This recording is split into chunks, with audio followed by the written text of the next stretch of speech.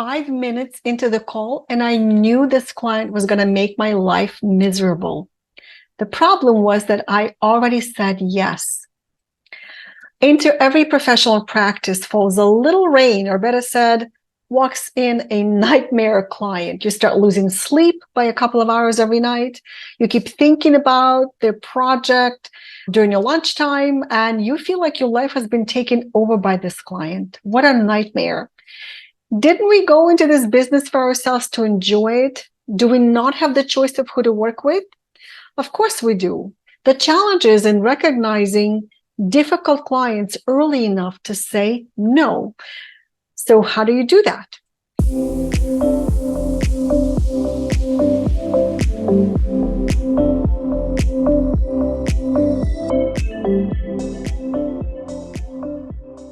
My name is Milana Leshinsky, and I am a business coach, an EFT practitioner, and the creator of Coaching Genie, a simple online platform that has everything you need to deliver coaching programs to one-on-one clients and groups. Coaching Genie is known for its simplicity because it has a 20-minute learning curve. To learn more about how this tool can help you create a professional client experience and turn you into the most organized coach on the planet, go to coachinggenie.com and watch the free demo. And if you want to see more videos on growing a successful business, creating coaching programs that sell, and becoming a more scalable business owner, be sure to subscribe to this channel. So how do you recognize someone who ends up being a difficult client for you? So first, you want to determine what difficult means to you. It could mean different things to different people. For example, some professionals will be happy to take a phone call from a client between 9 and 5, and others may have a special time set aside for phone calls. While some business owners and coaches love getting detailed specifications for a project, others may feel like they're trapped and it limits their creativity, right?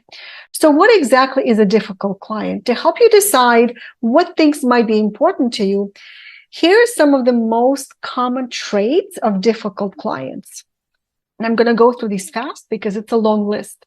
They don't respect your time. They tell you how to do your work. They always check up on you. They constantly change their mind about a project. They nitpick over every detail. They try to intimidate you into doing things that you haven't agreed to.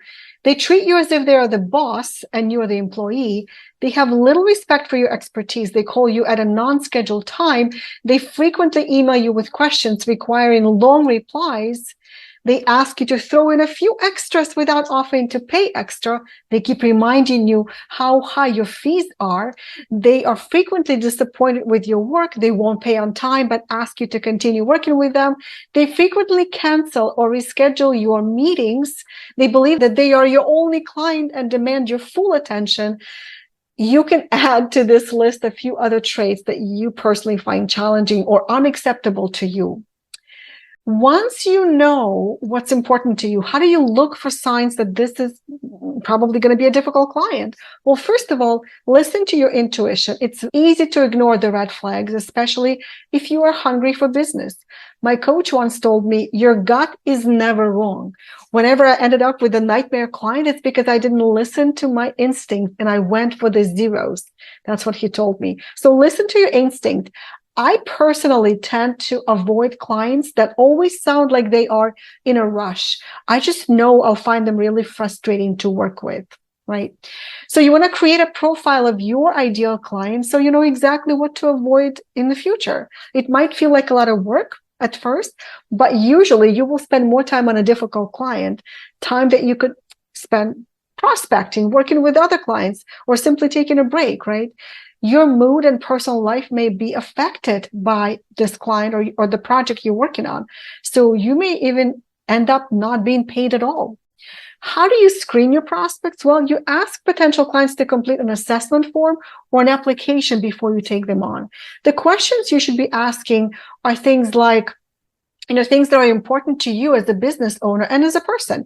You may ask them, how have they worked with a coach or your kind of professional before in the past, what their communication style is, how much time do they plan to devote to working with you or to this project, what their deadline is, how committed they are to completing it and to taking action.